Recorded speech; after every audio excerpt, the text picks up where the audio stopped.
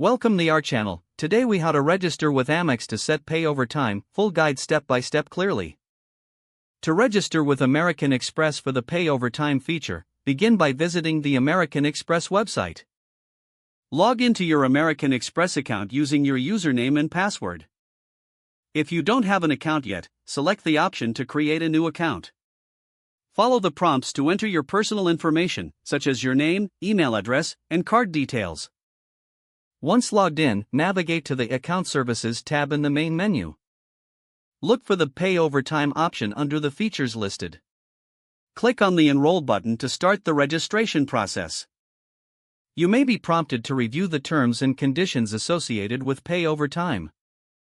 Read through the terms carefully, then select the checkbox to agree. Click the Continue button to proceed with your registration. American Express will review your account to determine your eligibility for the Pay Over Time feature. You will receive a notification indicating whether you have been approved or if further action is needed. If approved, you can set your preferences for using the Pay Over Time option. Ensure you familiarize yourself with the limits and any associated fees before using this feature. Once finished, log out of your account for security reasons. Check your email for confirmation of your enrollment in Pay Over Time. You are now ready to use the Pay Over Time feature as needed. If the page does not load, refresh the browser or try again in a private or incognito window.